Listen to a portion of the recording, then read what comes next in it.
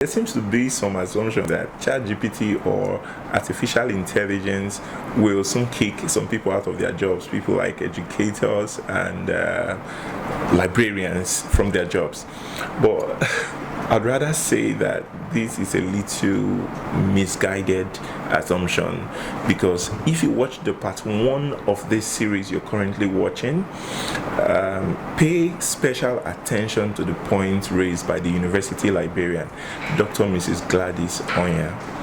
She actually raised very important points about how we should handle technology and its shortcoming.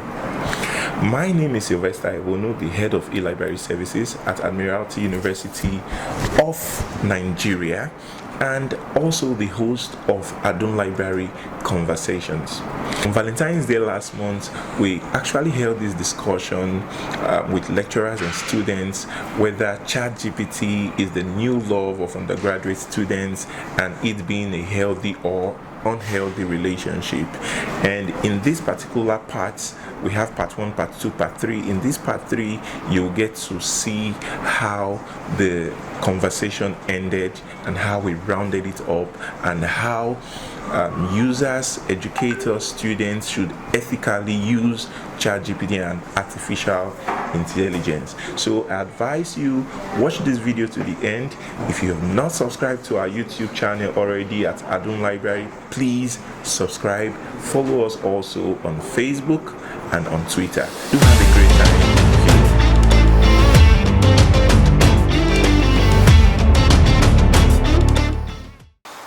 I'm a student. The same questions I type on Google. Google is also, should I assume Google as an intelligence, or even if we don't call it AI? But I run to Google when I need answers. Likewise, this new technology that has come, ChatGPT, I'm beginning to now run to ChatGPT for answers.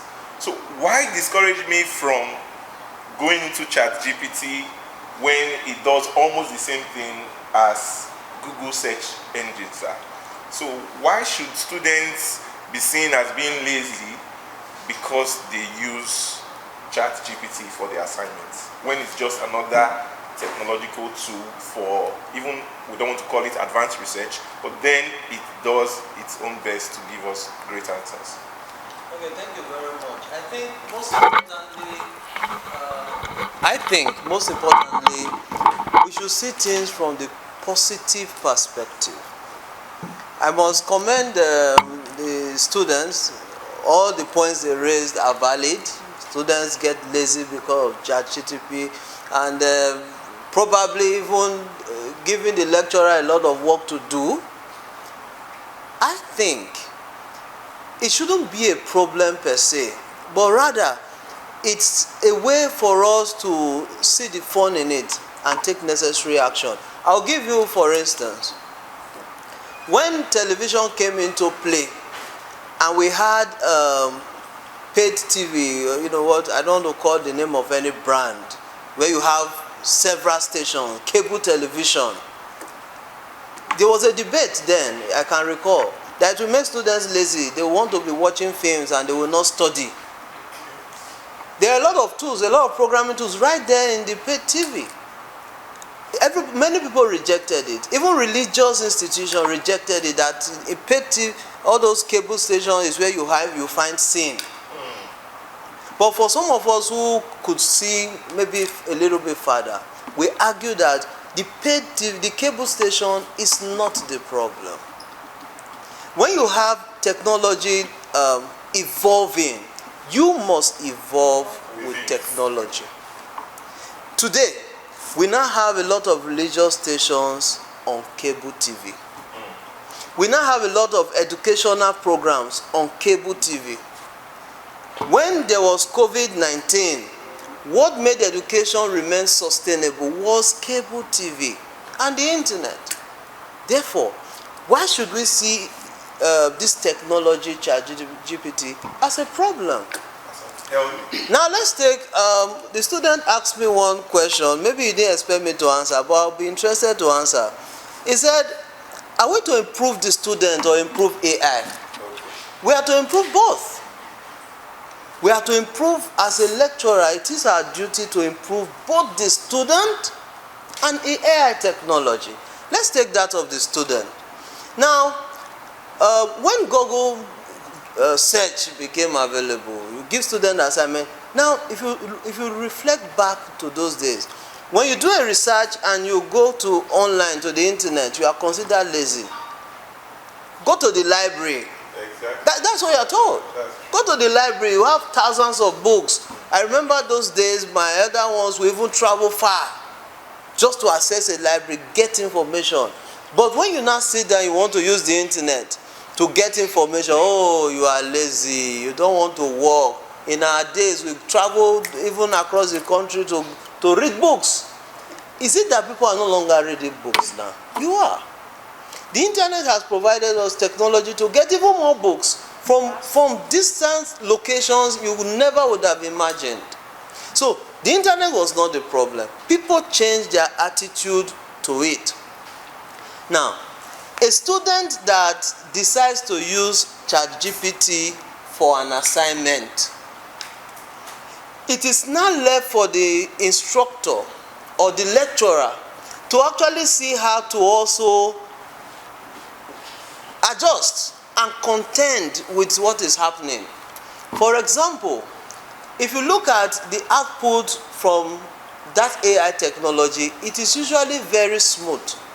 Yes. That gives a room, a platform for lecturers to even reach. For me, I see as a technology person, I'm really excited with what is going on, because it's giving us room to research, and that is where you need grant. We need governments, especially in Africa, to provide grants for more research in these areas. Now, I'm going to give us an example.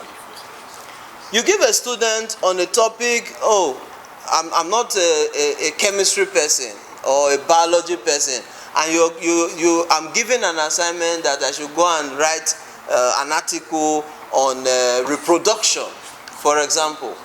Now, as a lecturer, when you see the output of such a system, you know that this student has not gotten to a certain level.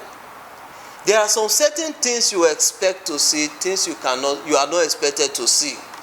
As a teacher, you are trained to be able to detect, in quote, fraud. So it is not left for you to also up your game. If the students are upping their games, then the lecturer must up his game. Exactly. Powerful point, please. Very powerful point. Powerful point. So conclusively, I think that why it is a challenge to us is an interesting challenge. Now, there's a research. I'm not going to tell that because I use it also to catch my students.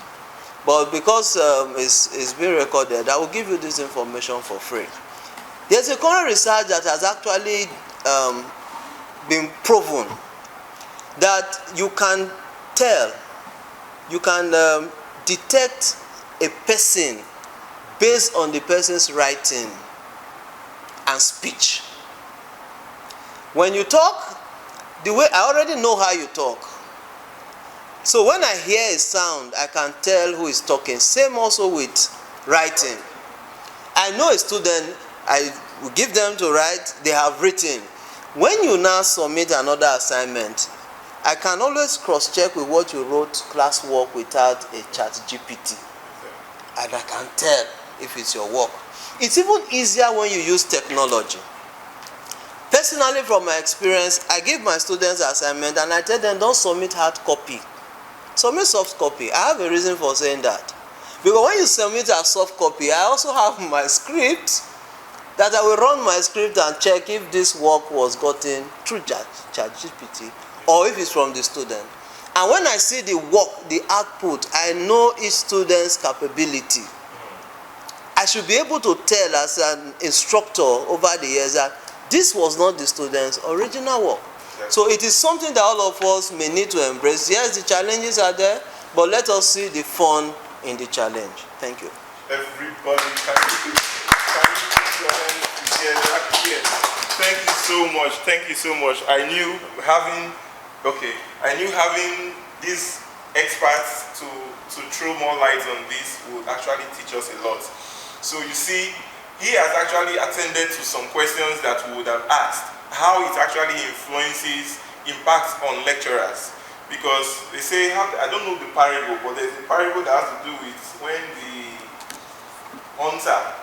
rabbit learns how to escape the hunter also ups his game on different ways he can actually catch that rabbit. There's a parable like that, and you have helped us to talk about the role of teachers, educators in this regard.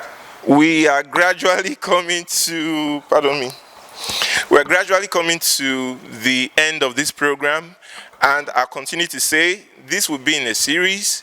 From what we have learned from what Mr. Tega has just said, he has asked and queried, why is it that ChatGPT has become the subject of the day when there is Grammarly also doing something almost similar?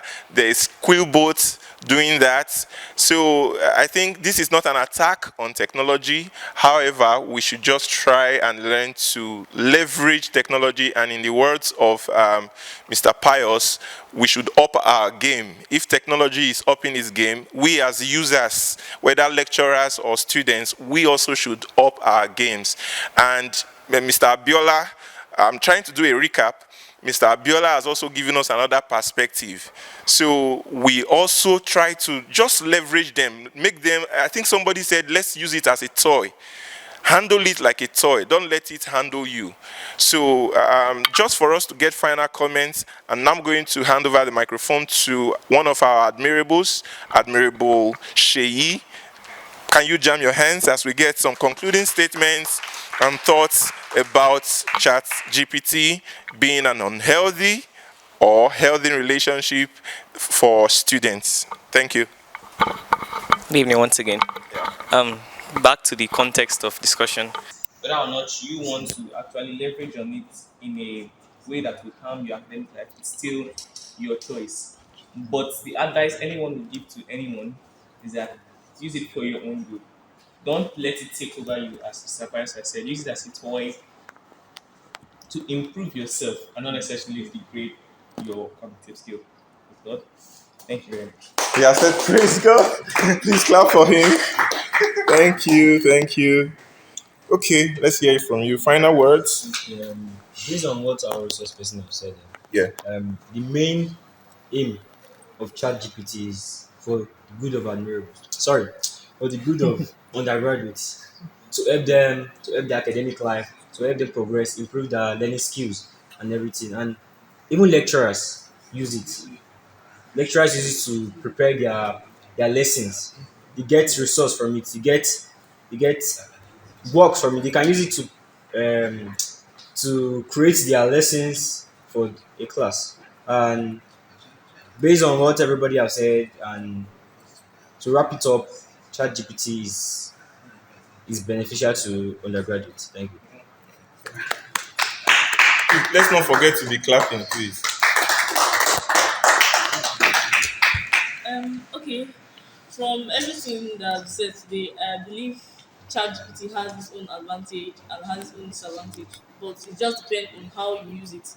That don't let it control you. You should learn to control how you use it. And make sure you use that as like a reference. Don't just copy paste and just give it out like that.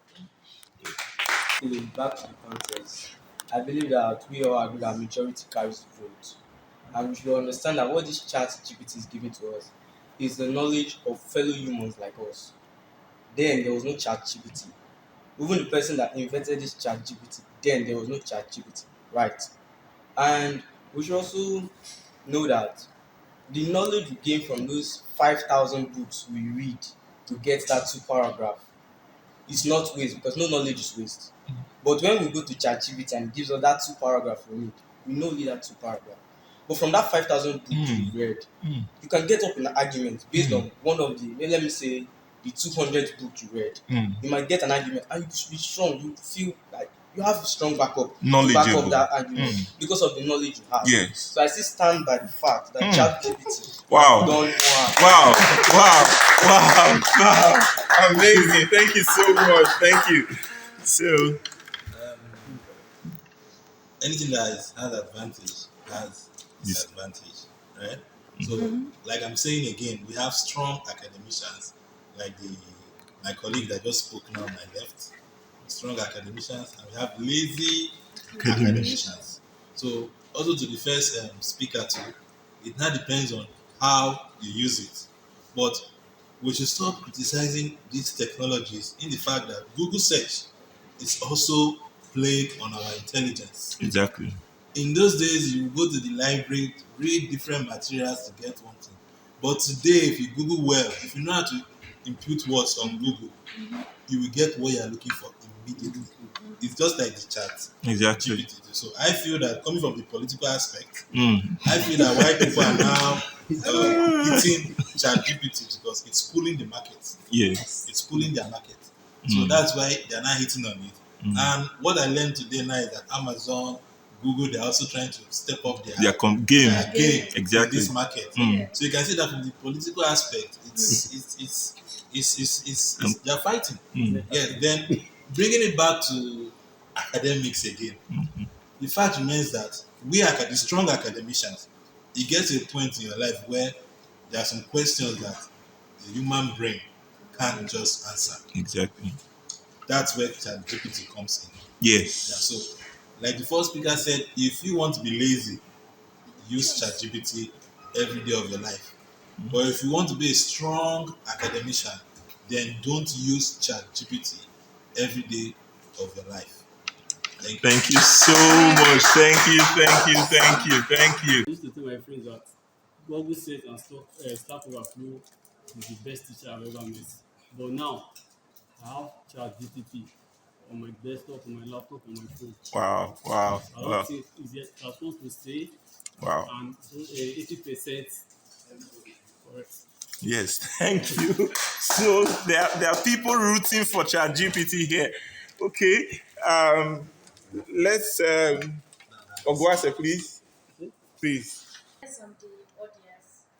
Well, I believe that everybody can use whatever they have to get whatever they want. So how we use it wisely, we should also try and explain to other people the wise part of it, like the better part of the advantage of the ChatGPT. So yes, it has advantage and it has a disadvantage. But for us to be able to develop ourselves, we should try and move to the advantage part of it. Exactly. Thank you. Thank you so much. It has been a rather interesting and intriguing conversation. Although, I'm going to start with this. Bill Gates once said something. He said, "Give a lazy man a job, and he'll find an easier way to do it." To be very frank, most academics and hard workers are angry because lazy people are using this to leverage and get business. There are some people who believe you must suffer before you get money. You must suffer before you get knowledge and anything of that sort. Anything can turn to be unhealthy. If you're overly focused on academics, you may not have a social life. You may not have an emotional life. You may be completely unfit and end up being obese. Basically, we're meant to focus on the advantageous parts of ChatGPT. For example, in the entrepreneurship scope of viewing this year, it's ChatGPT is creating some destructive force, forcing people to go digital. Because if there are people that are created for all these things, people that get their money off copywriting, that get their money off writing business plans, ChatGPT can do all that. We have other AIs like Quillbots. We have other AIs like Copy AI and Code AI that would implement your code, that would copy anything, any web article, and change it to something that almost looks human and naturally created. See, what I'm going to say is, in a nutshell of all this, ChatGPT is a tool that we can leverage. Because if you like it or not, after all this argument, it is still going to be used. We can either follow the tide and ride with it, or we can get destroyed by it. All right. Thank you so much. Thank you. So conclusively, we will now hear from our very respected lecturer. Thank you so much for finding time to be here with us today. It means so much to us. We are glad you joined us. God bless you for everything you've taught us. And thank you. We wish to now hear your concluding remarks on this topic. Thank you very much, sir. My joy is that we all agree on one thing, that undergraduate students have a relationship with ChatGPT. Now, the question we've been trying to answer is if this relationship, if this love is healthy or not. Yeah. And we all agree that sometimes it depends on attitude in a relationship. It will determine if that relationship will succeed or not.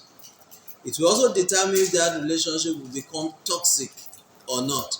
So if you start up a relationship and for relationship experts, all you do is attack your second or your partner. Spouse. It may get to a threshold, the spouse may not be able to take it.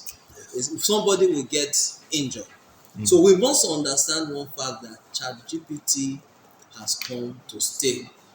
AI has come to stay. Exactly. It now borders on how we respond to it.